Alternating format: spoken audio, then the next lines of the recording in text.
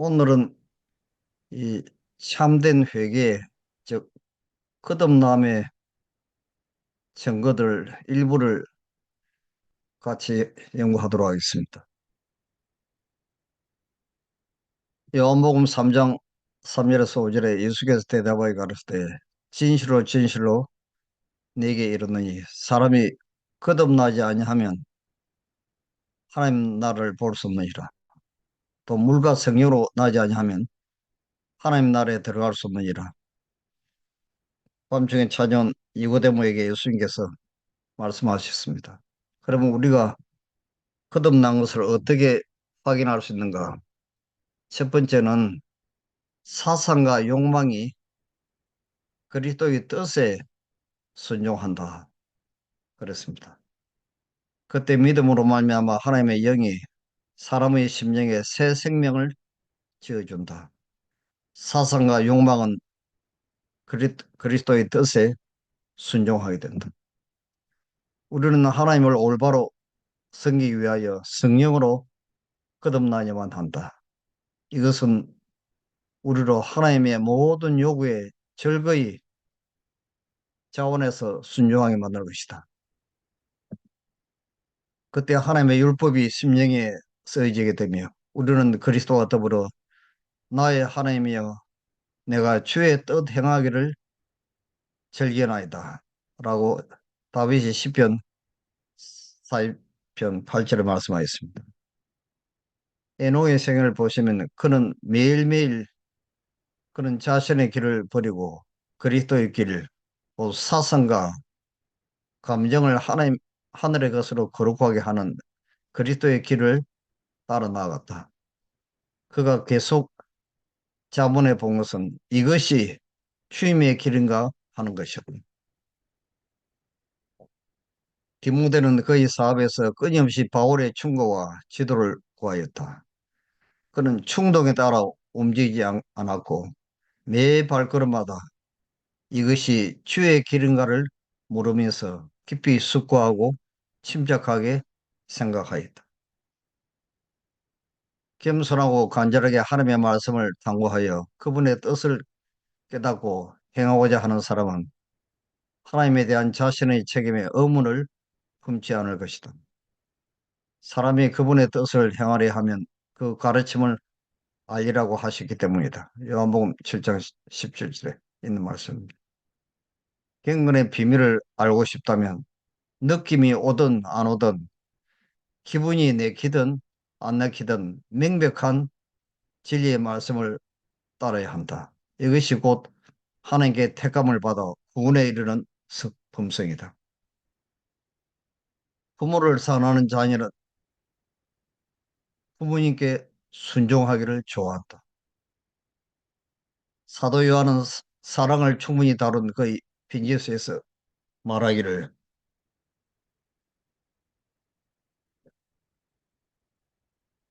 하나님을 사랑하는 것은 이것이니 우리가 그의 계명들을 지키는 것이라. 요한일서 5장 3절에 말한다. 양친을 사랑하는 아이는 절개 순종함으로 그 사랑을 나타내 보일 것이나 이기적이고 은혜를 모르는 아이는 그의 부모들을 위하여 될 수 있는 대로 적게 일하려고 하면서도 순종하며 성실한 아이들에게 허락된 특권들은 모두 누리기를 바란다. 하나님의 자녀라고 자처하는 이들 가운데서도 똑같은 차이점이 존재한다. 진정한 믿음에는 사랑이 따르고 사랑에는 순종이 따른다. 괘씸한 사람의 모든 능력과 정열은 그리스도의 지배하에 있게 된다.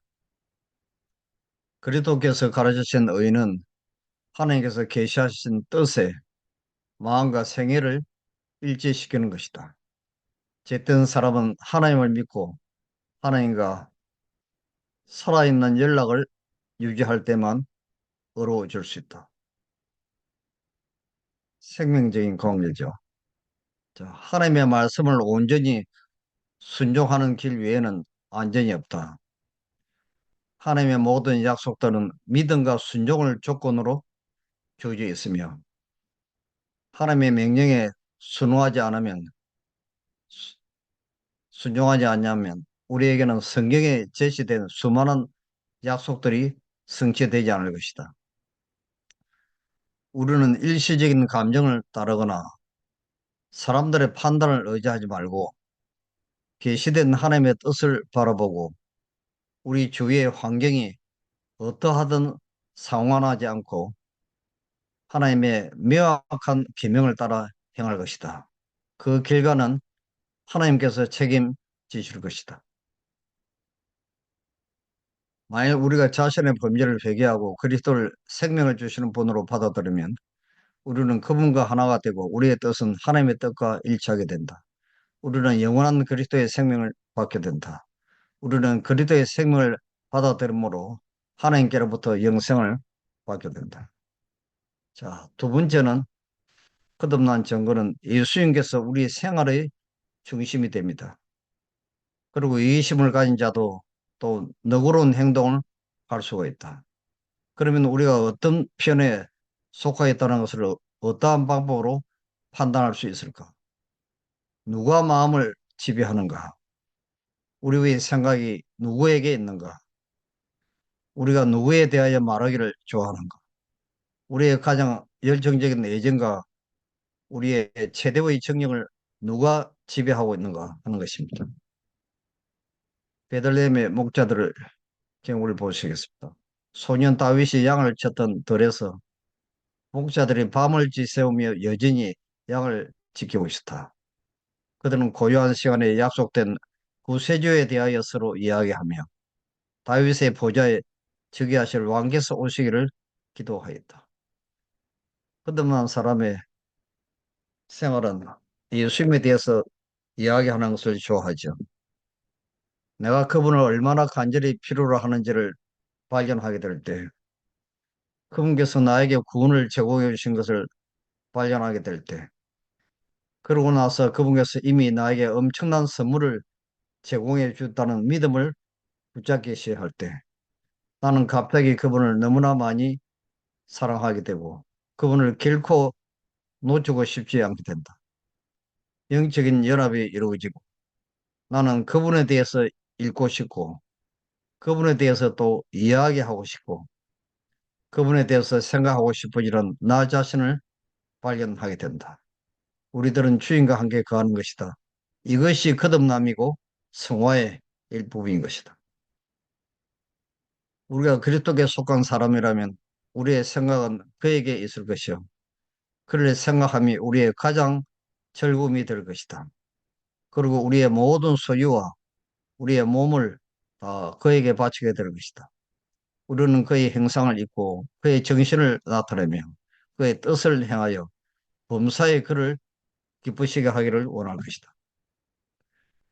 에녹은 그의 대화는 하늘나라에 가는 것이었고 늘 이 방면에 그만 생각하도록 그의 마음을 교육하였고 거룩한 가마를 지니고 있었다. 그의 얼굴은 예수님의 얼굴에서 비쳤던 그 빛으로 환하였다. 세 번째는 거듭난 증거는 생활의 변화가 일어납니다. 하나님의 성령이 사람의 마음을 사로잡을 때 생애가 변화된다. 제약적인 생각은 사라지고 악한 행위와는 인연을 끊게 된다. 사랑과 겸손과 화평이 분노와 시기와 분쟁을 대신한다. 기쁨이 슬픔을 대신하고 용모는 하늘의 빛을 반사한다. 사람이 마음으로 자신을 하나님께 바치는 때 축복이 임한다. 그때 인간의 눈으로 볼 수 없는 능력이 하나님의 형상대로 새로운 피조물을 창조하는 것이다. 가장 경건한 친구들이 그에 의하여 선택되고 그가 한때 좋아했던 악한 자들과의 사귐을 그는 더 이상 즐거워하지 않는다. 그가 한때 조롱했던 그들이 지니고 있는 죄악에 대하여 이제 그는 애통한다. 자기에 대한 사랑과 그 영은 버려지고 그는 하나님을 향하여 살며 선한 일에 풍성하게 된다. 그는 실패하기 전에는 늘 지각 없이 순간적인 충동에 따라 말을 하곤 했었다. 그는 항상 다른 사람의 일을 바로 잡으려고 했으며 그는 자기 자신이나 자기가 말하려고 하는 것을 분명하게 이해하지 못하면서 자기의 생각을 표시하려 했다. 그러나 회개한 베드로는 완전히 달라졌다. 그는 전에 가했던 격정을 제어하고 그리스도의 은혜로 그의 열심을 조절하였다. 이 절제가 나타났죠. 그는 다시는 성급하거나 자신을 믿거나 자고하지 않았으며 조용하고 침착하고 온순했다. 그들이 만일 죄를 버리고 악을 멈추고 마음을 완전히 돌이켜 살아계신 하나님께로 돌아간다면 아무리 낮아도 아무리 부패하고 사악해도 그들을 위하여 죽으신 예수 안에서 힘과 순결과 의를 찾지 못할 사람은 없다. 그분께서는 죄로 얼룩지고 훌그레진 옷을 벗기시고 희고 빛난 의의 옷으로 입히시려고 준비하고 계신다. 그분께서는 그들에게 죽지 말고 살라고 명하신다.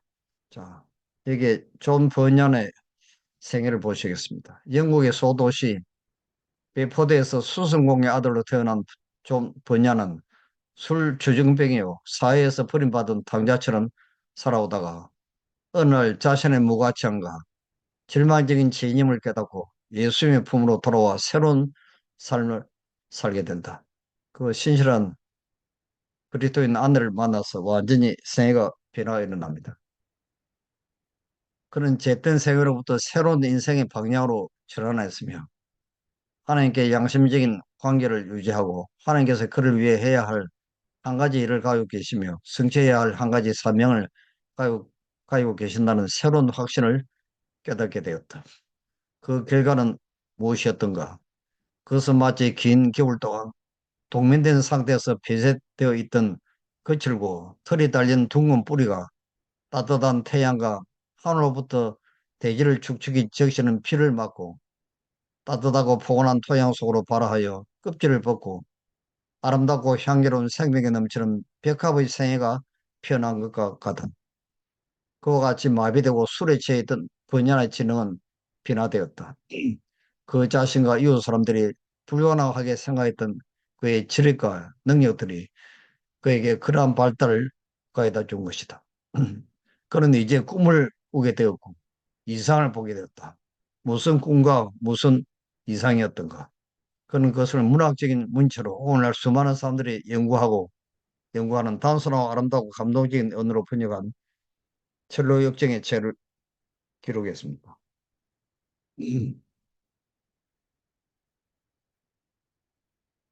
네 번째 거듭난 증거는 하나님의 말씀에 깊은 흥미를 느끼게 됩니다. 지루하고 흥미없던 하나님의 말씀은 이제 그의 연구 제목으로 선택되고 그의 충고자가 된다. 그것은 영원하신 분의 필체를 담은 하나님께서 그에게 보내신 편지로 여김을 받는다. 그의 생각, 그의 말, 그의 행위가 이 법칙에 대조되고 시험을 받는다. 시편 119편 103절에 있는 말씀처럼 주의 말씀의 맛이 내가 어찌 그리 단지요 내 입에 꿀보다 더하나이다. 우리가 말씀을 읽을 때 또 설교를 들을 때 그 하나님의 말씀이 꿀송이처럼 단 것을 경험하게 되죠. 자, 야곱의 우물가의 사마리 여인을 보시겠습니다. 그녀는 가장 고소한 계시를 받아들일 준비가 돼 있어. 그 이유는 그가 성경 말씀에 흥미를 느꼈으며 성인께서 더욱 많은 빛을 받도록 그의 마음을 준비시키고 계시기 때문이었다. 그리스도께서 모든 목마른 영혼에게 주시는 영적 생명인 생명수가 그의 마음속에서 솟아나기 시작하였다. 하나님의 영이 그에게 역사하고 있다. 마르다는 식탁에서 일하고 있으나 마리아는 예수의 입술에서 나오는 모든 말씀을 열심히 듣고 있었다. 이 성령으로 거듭나게 될 때 예수님의 입에서 나오는 말씀을 듣는 것이 너무나 행복하고 즐거운 시간이 되죠. 다섯 번째는 기도의 생활이 의미를 갖게 됩니다. 우리는 하나님께서 우리에게 하늘 공기를 호흡하기를 허락하시도록 우리의 심령을 항상 하늘로 향하게 해야 할 것이다. 우리는 하나님과 매우 가까이 살므로 뜻하지 않은 시험을 당할지라도 우리의 생각이 마치 화초가 태양을 향하는 것처럼 자연적으로 하나님을 향해야 할 것이다. 그대의 소원과 기쁨과 슬픔과 염려와 두려움을 하나님 앞에 내어놓으라. 그대들은 그를 괴롭게 하거나 피곤케 할 수가 없다. 그대들의 머리털까지 세시는 그는 당신의 자녀들의 요구에 대해서 무관심하지 않으신다. 그는 날마다 성령의 새로운 침례를 받으셨다. 주님께서는 매일 아침 이른 시간에 일어나 있어 다른 사람에게 나눠 주시기 위하여 자기의 심령과 입술에 은혜의 기름을 바르셨다. 그분은 하늘 조정으로부터 새로운 말씀을 직접 받으셨는데 그 말씀은 피곤하고 학대를 받는 자들에게 하실 경우에 합당한 말씀이었다. 저도 이 경험을 하게 됩니다. 에녹은 그들과의 지속적인 교제를 피하고 많은 시간을 한적한 곳에서 보내며 묵상과 기도에 전심하였다. 이와 같이 그는 주의 뜻을 실행하려고 그것을 더 분명히 알고자 주의 앞에서 기다렸다. 그에게 있어서 기도는 영혼의 호흡이었으며 그는 바로 하늘의 분위기 가운데서 살았다. 거듭난 사람의 특징은 온종일 하나님과 대화를 나누고 묵상하고 기도하는 이제 습관이 있게 되죠. 자, 여섯 번째는 죄와 직면할 때 우리가 무기력하다는 것을 알게 됩니다. 내 지체 속에서 한 다른 법이 내 마음의 법과 싸워 내 지체 속에 있는 죄의 법 아래로 나를 사로잡아 오는 것을 보는도다. 오라 나는 공고한 사람이로다. 이 사망의 몸에서 누가 나를 건져내랴. 우리 주 예수 그리스도로 말미암아 하나님께 감사하리로다. 그런즉 내 자신이 마음으로는 하나님의 법을 육신으로는 저의 법을 섬기노라.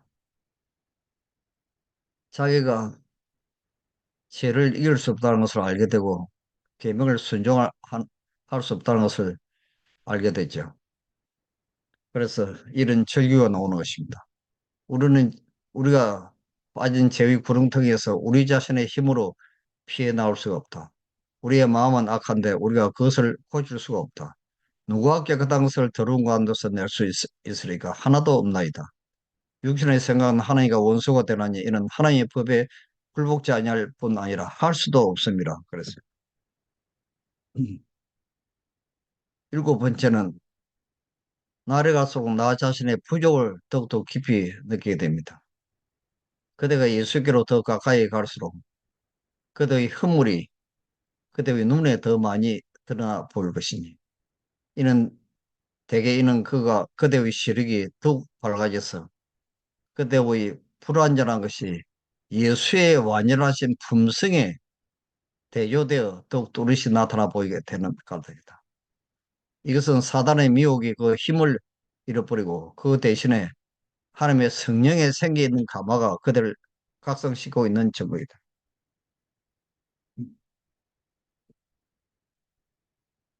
예수님의 품성을 그분의 생애를 깊이 연구하지 않냐면 이런 현상이 일어나지 않지. 만일 그대가 마음 가운데 어떤 부족을 느낀다면 또한 의에 주려고 목마른 것 같은 생각이 든다면 이것은 그리스도께서 성령의 선물을 통하여 그대 스스로는 할 수 없는 것을 그들을 위하여 해 주시고자 그들의 마음에 역사하고 계신다는 증거이다. 사도들과 선지자들 중 어느 누구도 죄가 없다고 주장한 적이 없다. 하나님과 가장 가까이 생애한 사람들, 고의로 악경을 하기보다는 차라리 생명 그 자체를 희생하고자 한 사람들, 하나님께서 거룩한 빛과 능력으로 영화롭게 하신 사람들도 그들의 본성에 죄악이 충만함을 고백하였다. 그들은 육신을 신뢰하거나 자신들의 의를 주장하여도 않았으며 전적으로 그리스도의 의를 의지하였다. 그래서 이 거듭난 사람들의 특징은 자기 자신이 얼마나 큰 죄인 것을 나를 가서 더 깊이 깨닫기 때문에 다른 사람들을 판단하거나 비난하지 않죠. 그리스도를 바라보는 사람들은 모두 그와 같을 것이다. 우리가 예수께 더 가까이 가면 갈수록 그분의 품성의 순기를 더욱 분명히 알면 알수록 우리는 더욱더 죄의 거각함을 알게 되고 자신들을 높일 마음이 더욱더 적어질 것이다.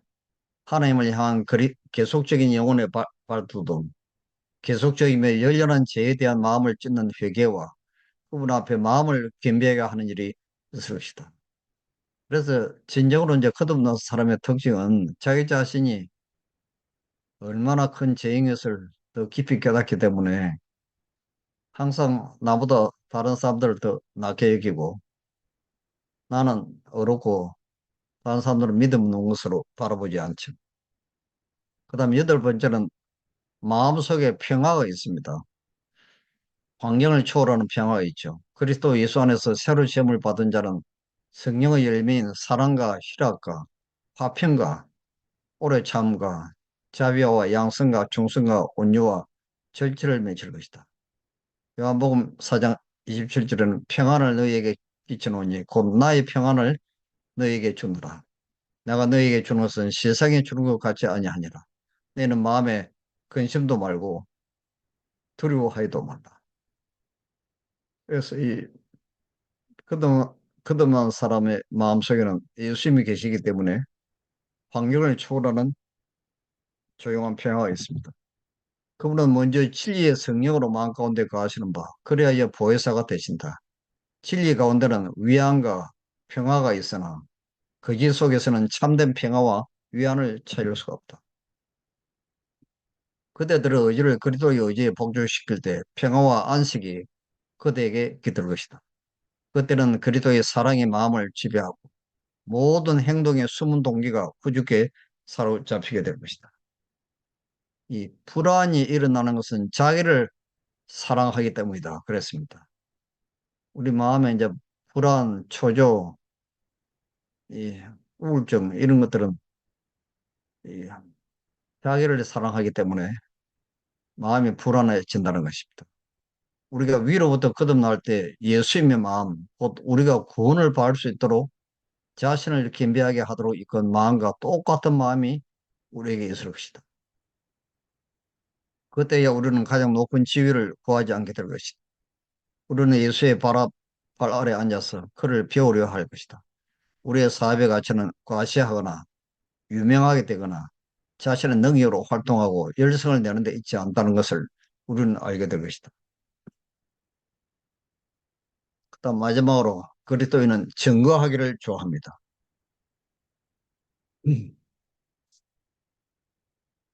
사람이 그리스도께로 나가자마자 그 마음 가운데 예수라는 생각이 날 것이며 사람을 구원하고 성령케 하는 진리를 그 마음 가운데 감춰 둘 수 없을 것이다.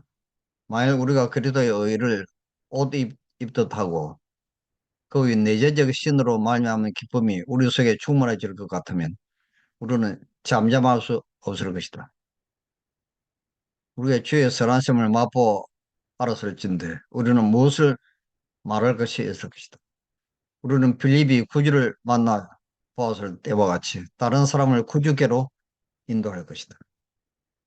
우리 요한복음 1장 45절에 빌립이 나다나엘을 찾아가 이르되 모세가 율법에 기록하였고 여러 선지자가 기록한 그 일을 우리가 만났으니 요셉의 아들 나사렛 예수 예수니라 그랬습니다. 야곱의 우물가에 사마리아 여인을 그날 예수를 만나서 거듭나고 나온 뒤에 일어난 사건입니다.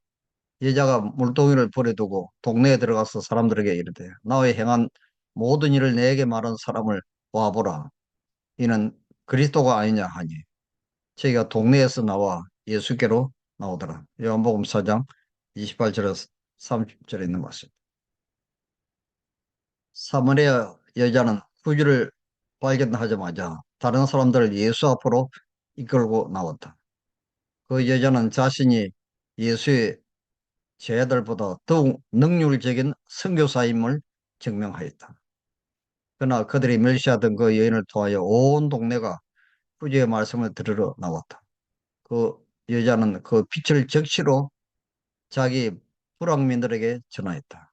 그래서 이 거듭난 사람의 특징은 자기가 발견한 예수님을 다른 사람들에게 말하고 싶어서 견딜 수 없는 충동이 이제 저절로 무의식적으로 이제 나타나게 됩니다. 그래서 오늘 우리는 이 거듭난 사람의 이 특징, 아홉 가지에 대해서 말씀을 살펴보았습니다.